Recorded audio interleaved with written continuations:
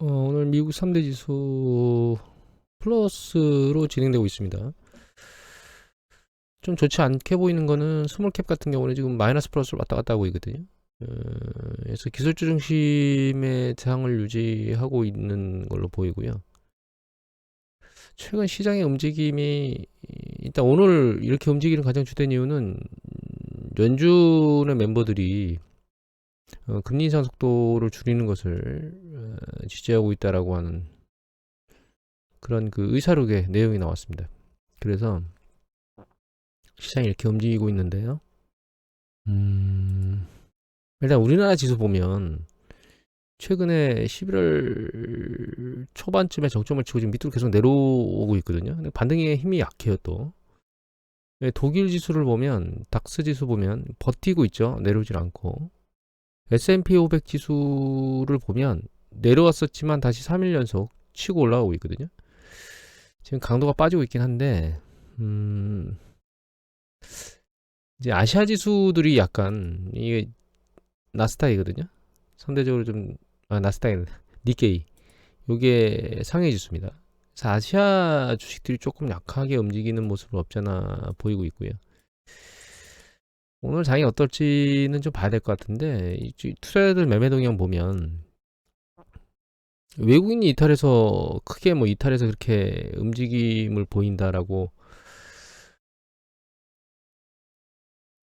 보기에는 그것만 영향을 미친다라고 보기에는 좀 그럴 것 같고 제가 보기에는 펀드 쪽에서 역적 짓을 하고 있다 이렇게 보면 될 것 같아요. 지금 투신 쪽에서 보면 계속 매도만 치고 있죠. 연기금도 마찬가지입니다 지금. 그래서 연기금하고 투신 쪽이 외국인은 하고 같이 맞물려서 지금 시장이 이렇게 움직이고 있는 게 맞는데 제가 우려하는 건 이게 지금 상승장의 끝자락으로 하는 거 아닌가라는 생각을 하게 만들고 있는 것 같아요. 지금 시장이 점점 더. 지금 블랙 프라이데이 이번 주죠. 이 블랙 프라이데이에서 매출이 좀 나오고 그 다음에 기준금리 인상 12월 달에 연준이 생각보다 그러니까 0.5포인트 올리고 뭐 이런 것들 때문에 시장이 조금 더 밀려 올라갈 거라고 기대하고 있긴 한데 개인적으로는 이제 경제 지표가 안 좋아지는 것을 시장이 반영하면서 주식시장이 다시 아랫방향으로 짓누르려고 하는 모습들을 보이고 있는 거 아닌가라는 생각을 조심스럽게 하고 있습니다. 지금은. 연말 랠리라고 하는 것까지 가면 좋겠는데 그게 가능할까라는 생각을 하게 만들고 있긴 합니다. 지금 사실은. 일단 5일이 유가 급락했거든요. 70달러, 80달러 깨졌습니다. 깨지고 지금 직전에 있던 저점 수준에 막 근접하고 있는데 가장 주된 이유는 그 여기 보시면은 뭐 그러니까 우리가 캡을 곧 씌울 건데 이 북서유럽 쪽에서 거래되는 게 우랄 그러니까 이거 그 러시아 석유입니다. 60에서 63달러, 뭐 60에서 68달러 정도 거래되고 있는데 지금 뭐 65에서 70달러 언저리에서 캡을 씌울 것이다 이런 얘기를 하고 있고 그런 얘기가 나오고 있다라고 지금 얘기가 나오고 있고 그다음에 이제 코비드 19 때문에 중국 쪽에서 석유 수입이나 이런 것들이 감소될 것이다 뭐 이런 것 그런 것들 때문에 유가가 급락하고 있습니다. 인플레이션 압력에 대한 부분들은 시간이 지나면서 계속 누그러질 거라고 하는 그런 현상들이 계속 나오고 있는 것 같고요. 음, 경제 지표들도 그렇게 녹록하게 좋지는 않게 나오고 있거든요. 여기 보시면 이게 이제 미국 신규 실업수당 청구 건수인데 신규 실업수당 청구 건수가 예측치보다 높게 나왔습니다. 그리고 보면 이제 정점을 치고 왔다 갔다 하고 있잖아요 지금. 그런데 지속적으로 실업수당을 청구하고 있는 사람들 그러니까 우리가 이제 실업수당 청구하고 고용이 되면은 실업수당에 빠지겠죠. 그리고 일정 기간 실업수당을 계속 받다가 또 빠져나가는 사람들도 있죠. 그러니까 이게 중간에 재고용이 돼서 빠져나가는 사람 혹은 실업수당을 청구할 수 있는 기간이 지나서 빠져나가는 사람의 숫자보다 점점 더 신규 실업하는 숫자들이 많아져서 얘가 늘어나고 있습니다. 보시면 추세적으로 여기 정점을 치고 신규 실업수당 청구 건수를 보면 여기 정점 치고 다시 내려왔다 여기 못 올라갔죠 여기까지. 그런데 계속 실업수당을 청구하는 숫자를 보면 여기 있던 정점을 뚫고 지금 그 위로 올라가고 있거든요. 결과적으로 실업자의 숫자들이 점점 좀 쌓인다는 뜻입니다, 사실은. 물론 이것만 보고 고용 부분을 안 보면 의미가 없기 때문에 고용이 얘를 넘어가면 상관이 없겠지만 실업률은 그러면 실업률은 그렇다라면 더 괜찮은 구조를 만들고 있겠죠. 하지만 결과적으로는 실업수당을 청구하는 숫자들이 점점 늘어나서 이게 누적된다는 얘기는 경제 상황이 안 좋아지고 있는 걸 반영하고 있다고 보고 있거든요, 저는. 그리고 이게 유럽 시장의 제조 PMI 지수입니다. 물론 반등을 하긴 했습니다. 반등을 하긴 했는데 추세적으로는 내려가고 있고요. 좀 더 봐야죠. 반등이 추세적으로 올라오는지. 이거는 서비스업 지수거든요. 서비스업 지수는 경기 수축 국면이 50이 돼서 지금 반등하지도 못하고 내려가지도 않고 이제 옆으로 행보하고 있습니다. 유럽 쪽은. 예, 종합 PMI 지수는 보시면 살짝 반등한 걸로 나오고 있고 아직 경기 수축 국면을 표시하고 있고요. 미국이 보시면 이게 예전엔 마켓 그때 지금은 S&P 500에서 인수를 했나봐요. 이제 제목이 S&P 글로벌로 나오기죠. 거기에서 나오는 제조업 지수는 아래로 세차게 급락했고요. 서비스업 지수도 추세적으로 내려가고 있습니다. 이게 ISM 제조업 지수는 아니기 때문에 나중에 나오는 걸 봐야 되겠지만 경제적으로 활력도를 잃고 있는 건 맞는 것 같습니다. 미국 시장이. 여기 보시면 종합 지수거든요. 종합은 이제 아래로 내려가고 있어요. 여기 이제 S&P 글로벌이라고 돼 있는데 예전에 마켓에서 발표는 그 지수입니다. 그리고 여기 보시면 이제 미시건 관련된 미시건 대학교에서 조사하는 여러 가지 심리 지수들 쭉 나왔는데, 요거 보시면 향후 기대치, 경제에 대한 기대치를 보면 밑으로 지금 아직은 내려가고 있어요. 물론 전문가 예상치보다는 좀 높게 나왔지만 전월보다는 낮게 나오고 있죠.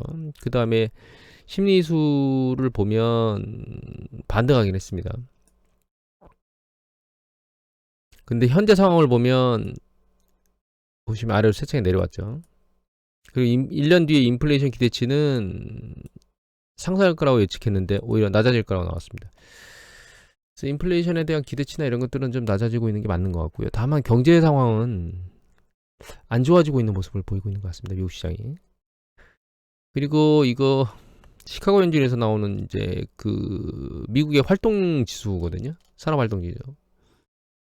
여기 보시면 이 10월 산업 활동이 밑으로 뚝 떨어졌죠. 윗단에 계속 유지를 하고 있다가 밑으로 내려왔죠. 물론 여기서 긍정적인 거는 개인 소비 지출하고 이제 주택 시장인데 그거 이외에 생산이나 수입, 그 다음에 이제 고용이나 뭐 실업 이런 것들 고용과 관련된 그 다음에 일하는 일자리 시간, 그 다음에 이제 판매, 주문, 재고 이런 것들을 보면 전부 다 마이너스로 떨어졌거든요. 그래서 미국 경제가 활력을 좀 잃어가고 있는 패턴들을 계속 보이고 있는 모습입니다. 그리고 이미 보여드렸었지만 여드베제 퍼스펙티브에서 나오는 미국의 LAI 컨퍼런스 보드에서 발표하는 보시면 추세적으로 이제 세차가 계속 내려오고 있죠. 그리고 요게 6개월 이동평균선인데 여기 보시면 과거 경기 수축 국면하고 요 6개월 이동평균선의 움직임을 보면 얘가 이렇게 노이즈들이 중간에 발생하긴 했지만 이렇게 노이즈들이 발생하긴 하지만 이렇게 심도가 깊어진 상황에서 발생한 노이즈는 없습니다. 지금 경기 수축 국면 안에 진입해서 움직이고 있는 게 아닌가라는 생각을 하게 만들고 있거든요.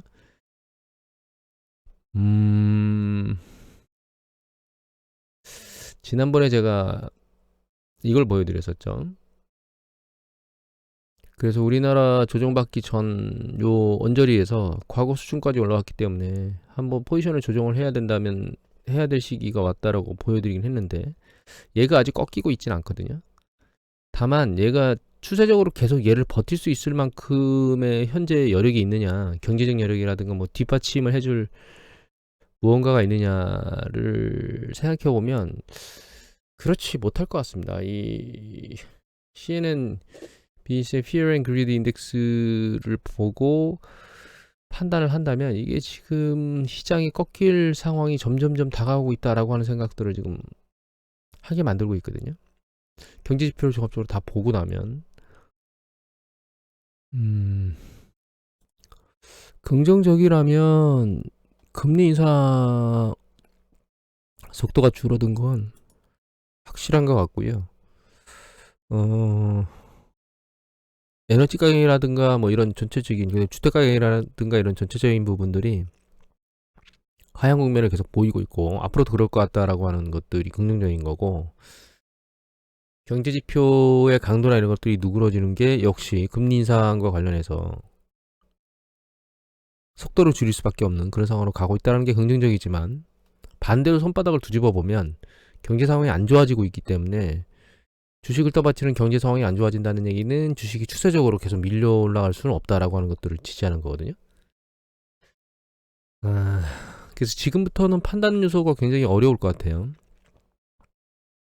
이게 언제 조정을 받아도, 언제 밑으로 밀려 내려가도 할 말이 없을 상황이 지금 몰려 있는 건데, 일단 연준이 금리 인상을 하는 그 시기 언저리까지는 얘가 버티지 않을까, 그런 생각을 좀 하고 있고요. 지난번에 봤던 심리 패드위치는 이게 80%가 넘었었는데, 지금은 0.5포인트 올린다는 게 75%대로 조금 내려오긴 했지만, 12월 14일 연준 통화정책 발표에서 80%가 나올 거는 거의 0.5포인트 올리는 거는 거의 확실한 것 같고요. 이때까지는 시장이 아래로 밀려 내려가지는 않지 않을까, 이런 생각을 하고 있습니다. 물론 블랙 프라이데이 관련돼서 뭐 판매 상황 보도들이 나오겠는데, 그게 긍정적으로 나올 거라고 생각을 하고 있습니다. 아직 리테일 세일이나 이런 쪽이 꺾이지는 않고 있기 때문에, 그런 것들 때문에 판매 실적은 괜찮게 나올 거라고 생각을 하고 있고, 그것 때문에 주식시장이 아래로 밀리지는 않을 것이다, 이렇게 판단하고 있습니다. 현재로서는 조심스럽게 주식시장에서 다시 한번 조정에 대한 생각을 해야 될 시기가 꼬물딱꼬물딱 올라오고 있다라는 생각을 지울 수가 없는 상황입니다, 지금은.